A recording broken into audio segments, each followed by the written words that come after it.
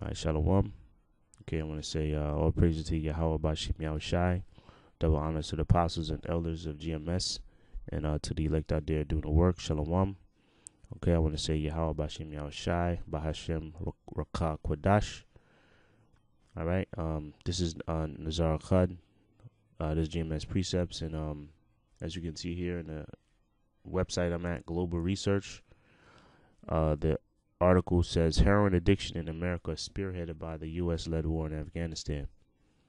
Okay, so that's pretty much the premise of the video. How the the direct America's addiction to opioid-based drugs, is a direct result of America going over there in Afghanistan, man. And that's pretty much what this article is saying. All right, and I have a few other articles as well as scriptures, so I'm gonna just jump down to the point here. In this article, it says, it reads, the unspoken truth is that the surge in heroin addiction in America has been spearheaded by the U.S.-led invasion of Afghanistan in 2001. So, that the September 11th happened, and Afghanistan was the first place they went into. I forgot what bullshit reason they used. I don't know if they said they were from Afghanistan or whatever, but Afghanistan was the first place that America went into to try to take over. So, but it's a reason for that, as this article is going to explain. Okay, it's a reason why, America occupied Afghanistan. So it reads, Afghanistan under U.S. military occupation produces approximately 90% of the world's illegal supply of opium, which is used to produce heroin, as well as it's the main ingredient for all pharmaceutical drugs, or mainly most pharmaceutical drugs, like the main ones like Vicodin and Oxycontin and all those painkillers, which you damn American people are hooked on. Okay, opium, the opium that's over there in Afghanistan, is a main ingredient for all those drugs, right? And it's telling you that under U.S. military occupation, because they've occupied the land of Afghanistan for a while now. Okay, it says it produces approximately 90% of the illegal supply of opium made. So why would it be increased if America's over there? And so they're so concerned with the heroin problem or opioid problem here in America, and they don't want people on drugs. And, this article starts off by going into how Trump made, in a State of the Union address, how he wants to tackle the heroin addiction and drug, they want to get on top of that, like 174 deaths per day. Now, if they're so concerned with that, how is it that since they've been over there, the production of opium has increased 90%? Showing you the hypocrisy of the damn devil, man. Showing you the hypocrisy of Edom. So it continues. The production of opium in Afghanistan registered a 49-fold increase since 2001. Look at that. Okay, now you start to get a clearer picture of why America is over there in Afghanistan. It's not to fight terrorism. Okay, it's not to spread democracy. It's to take over their natural resources, which is a clue the Bible says or tells you of who the devil is, man. Okay, so it continues. In 2017, the production of opium in Afghanistan under U.S. military occupation reached 9,000 metric tons. Look at that shit. Look at that. I'll continue. It says the Taliban Opium Eradication Program, which is not talked about in the media. As a matter of fact, it says it right here. Barely acknowledged by the mainstream media. In 2001, the Taliban government, with the support of the UN, implemented a successful ban on poppy cultivation. Okay, opium production, which is used to produce grade 4 heroin and its derivatives, declined by more than 90% in 2001. The production of opium in 2001 was of the order of a meager 185 tons. So you go from 185 tons to 9,000 since America's been over there. I mean, it's 1 + 1 = 2. It's obvious why that is. with the American addiction rate, it's obvious why that is. It's the direct result of America being over there. So let me scroll down here and I'll go to the next thing here. Matter of fact, this year's production 2001. This is a quote from him. Okay, so in 2001 they reduced it to 185 tons, and it was down from 3,300 tons a year prior in 2001. So this is the program, or this is part of the eradication program that Afghanistan, their own government, was able to produce. They reduced it, a decrease by 94%. Okay? All right, now, let me see. Now, it says here, immediately following the invasion of in October 2001, led by U.S. NATO troops, the production of opium regained its historical events. Okay? The production of opium was increased 94-fold since 2001. So this is a map here. You can see 2001. Okay, I made it bigger. You can see around 2001 when it's as low as it's ever been, when Afghanistan government, they created the eradication program. But after 2001, when America invaded Afghanistan, look at the increase in the production of opium. Now it starts to dip off certain years, okay? But you can see in 2009, it kept increasing, dipped off, but increased. This is 2017. Look how much it increased. Okay? Now, just keep in mind the year 1999. Okay? Keep in mind this year. Okay? All right? Now, the next article is from drugabuse.gov. The title reads, America's Addiction to Opioids, Heroin, and Prediction Drug Abuse. Now I'm going to scroll down here to this paragraph. It says, the consequences of this abuse have been devastating and are on the rise. For example, the number of unintentional overdose deaths from the prescription painkillers has soared in the United States, more than quadrupling since 1999. Okay? Now mind you, America went over there and occupied Afghanistan in 2001. So around 2001, since 99 in America, this is the increase in production of opium. This is the increase of the deaths of opium has quadrupled since 99. Do we have another map here? Look at this.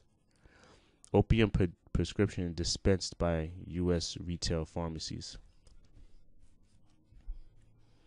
So this is 99. This is going all the way back to 91, and this goes to 2013. So this is hydrocodone, oxycodone. It's all been increasing. The prescription, opioid prescription-based dispensed. So you can see it's the result around around 99, 2000. It's been increasing. Okay, and this is the total. So, the reason why America is basically a drugged up country, a nation, is a direct result of America being over there in Afghanistan, man. And they didn't go over there to spread the democracy. They didn't go over there to. That's something that, matter of fact, I got the scripture right here. That's the MO of a thief. This is St. John 10:10. The thief cometh not but for to steal and to kill and to destroy. All right, so that's a characteristic of a devil, man. They come over there to steal your natural resources. All right, they ain't coming over there to spread democracy or to bring judgment to the people that brought down the planes. They went over there as part of their New World Order program, man, to occupy that land and steal its natural resources and control it. Right? Okay, so next article is what's this? 24 facts of the history of the opioids in America. You scroll down here. Excuse me. You scroll down to number 22. It says what? The boom in prescribing pain medication has continued to grow. In fact, in a New Yorker article, the author highlights that by 2010, America was consuming 99% of the world's hydrocodone, despite the fact that America has only 5% of the world's population. Look at that shit. That's some craziness. America consumes 99% of the world's hydrocodone, despite being only 5% of the world's population. So you can say 100%. That's basically 100%. You can say all of America is a bunch of druggies, man. And look at this. Since 99, America has been in the midst of an opioid epidemic. Of course, because in 2001, that's when America, the U.S. NATO-led coalition, took over, where a bulk of the opioid production in the world is produced. That's why since 99, America has been in the midst of an opioid epidemic. Thousands of people, and here it is, they arrest Jake for selling drugs that are allowed to be brought here in the shores of America, but yet they're doing the same thing, making people addicted, causing massive death, causing 99% of the world of the world consumption. Okay, the biggest drug dealers on the face of the earth, but yet they're allowed to do it illegally. Okay, because doctors, they're just legal drug dealers, man. They're trained. A doctor is trained to just prescribe medication or to be a drug dealer, man. Okay, and here it is. You might have a generic brand and a more higher quality brand. A drug company might say, look, if you prescribe this amount of drugs in this month, I'll give you a bonus. So it's in the doctor's best interest, because how they're trained is they're trained to prescribe you drugs based on your symptoms, which is all fucking backwards. Okay? Matter of fact, let me get this real quick because I got it. Job 13:4. It says, but ye are forgers of lies, and ye are physicians of no value. Okay? Physician is a healer. That's why you are physicians of no value, because you do things based on the symptom, not on the cause. Okay? So you just treat illnesses, you don't cure them. Okay? So you can have a drug company that be like, you know what, you sell this amount and I'll give you this bonus. So a drug dealer is in their best, I said a drug dealer, which is true. A doctor, all they do is prescribe a patient drugs or medication based on their symptom. You got this, and that symptom. All right, I got 2 drugs here, this company or that company. You know what, this company gives me a good bonus. I'm gonna prescribe them this. Okay? So, and they wonder why it's been a rise in deaths and addiction to opioids because of this. Because of America going into Afghanistan. That's why.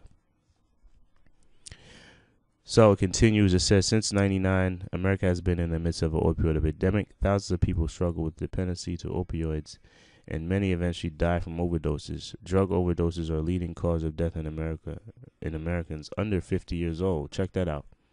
So if you're under 50 years old and you're American, it's a high chance you'll die from overdose. Drug overdose. This epidemic has the historically highest opioid death rate, killing an average 10.3 people per 100,000. Okay, today 91 Americans will die from opioid abuse, and that's a direct result of America going over there in Afghanistan. So let me get this, and I'll close it out. This is Proverbs 29:2. When the righteous are in authority, the people rejoice. So this is another clue to show you who's in rulership. Okay, but it says when the wicked beareth rule, the people mourn. Now, how do you know that people are mourning? You've got 90% of the goddamn Americans are junkies, man, are a bunch of fucking junkies. Okay, and you don't take drugs because you're happy. You take drugs because you're mourning. Okay, It's escape. It's an escape from reality. All right. In the kingdom of heaven, there aren't going to be any fucking junkies. Okay, there are not going to be any junkies in the kingdom of heaven. In the kingdom, there are not going to be any druggies, man. There aren't going to be any drug dealers in the kingdom of heaven. Okay, why? Because it's going to be a righteous kingdom under Yahawah Yahawashi. Okay, so I think I hit all the points I wanted to in this video. Yes, the white man's still a devil. 99% of the world are America are a bunch of junkies. It's because it's a direct result of America going over there and increasing the poppy population over there, or production over there in Afghanistan. All right, so I think that's pretty much it. Until the next show, shalawam.